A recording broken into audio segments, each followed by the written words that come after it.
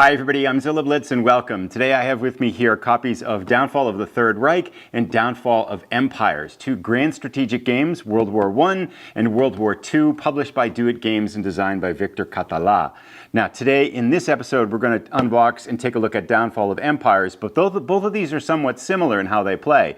Downfall of the Third Reich is a grand strategic game of the entire scope of World War II in Europe, playable in about 4 hours.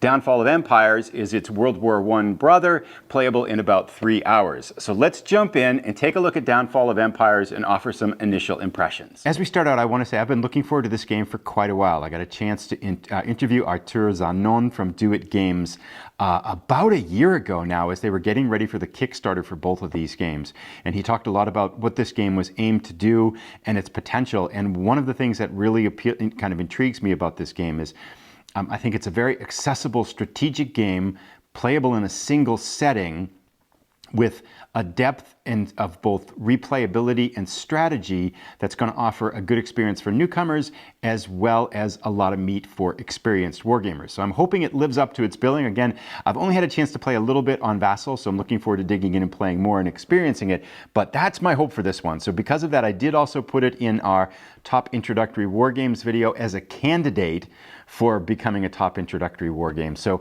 I'm looking at it through that lens as well as through the lens of, you know, how is it going to appeal to a more experienced wargamer too. Let's take a look at just very quickly some of these numbers down below. Now it lists a 2 to 4 player mode, so there's not a dedicated solo AI bot or anything like that. I think playing it solitaire, there's probably only one part that is that the deceptiveness of your technologies that could influence things in some of the strategies, but I think it's actually going to be a very solo-friendly game. Now, it mentions here an hour and 50 minutes, which is 2.5 hours. I think that might be a little bit, I think that's after you get really kind of quick at executing the rules. I feel like it's going to probably take a couple times significantly longer than that as you get up for the speed, maybe one game longer than that to get up to speed before you're going to be down in that kind of 2.5 hour range, but certainly playable in a single sitting, especially after you kind of get used to the rules and stuff too. So with that in mind, let's jump in and start to take a look at our components here.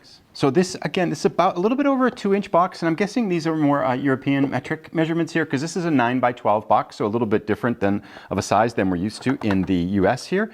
Now, I will say this is cool. Baggies, dice, and a full counter tray to put the counters in. That's a really nice touch. I haven't seen that.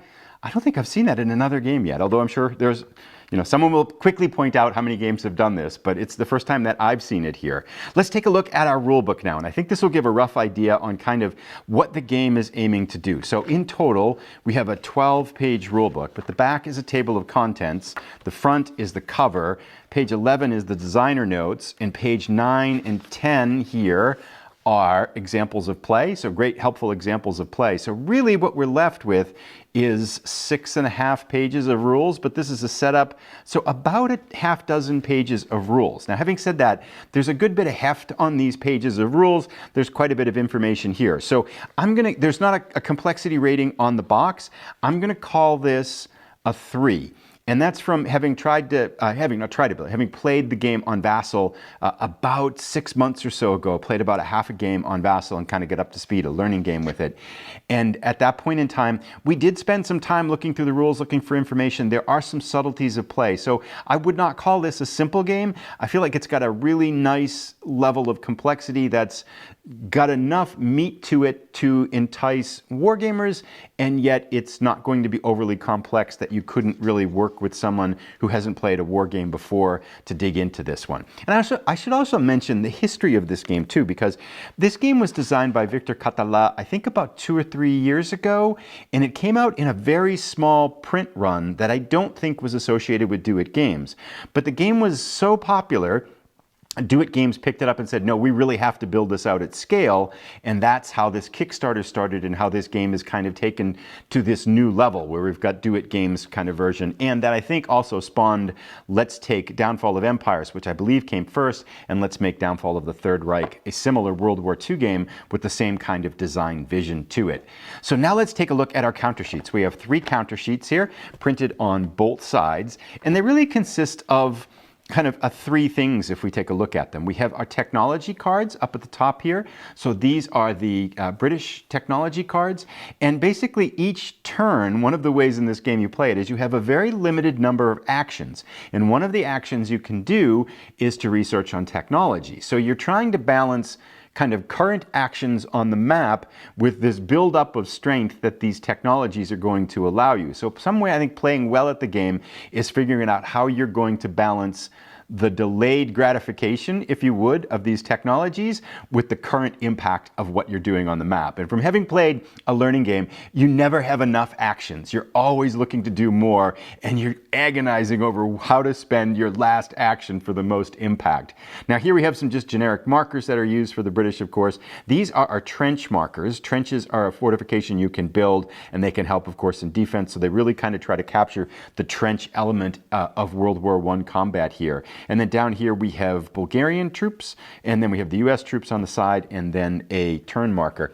And then there is a step system here, so we can see reduced strength troops on the back. And these technologies are kept hidden from your opponent until you reveal them in play. So that's where that kind of the only element, I think, is that hidden element of technology development that's going to be lost in a solo mode. But I think you can make decisions, kind of going for what would be best for the nation without really trying to necessarily outsmart your opponent and play solo that way. So I think it's going to be a very solo-friendly experience as well. Now we're looking here at the German technology, so Sturmtruppen, attack, tanks, aviation, poison gas, German markers. Then we have the German troops, and I'll show close-ups again on these, the French troops, and then we have British troops. And again, this is a two-step system, so we see their reduced strength side on the back of this.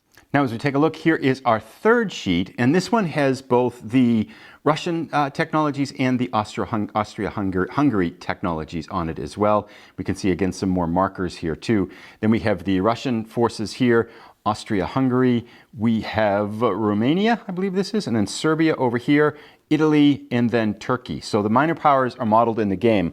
Although I should mention, this is a 2 to 4 player game. You can either play the Triple Entente or the Central Powers. So you're playing kind of Russia, Britain, US, France, all allied together against the Central Powers of Austria-Hungary and Germany. If you're playing the 4-player version, Austria-Hungary splits off into its own player. So Germany, Austria-Hungary, and then as the Triple Entente, one player takes Russia and its allies, and the other player takes Britain and France and its allied forces as well. So that's basically how the game can split off into a 2 to 4 player experience. And I have a sense, I've only played it 2-player. I have a sense that the 3 and 4-player variants are going to be pretty fun too, and I think they do a good job of making Russia and Austria-Hungary significant players in the game as well.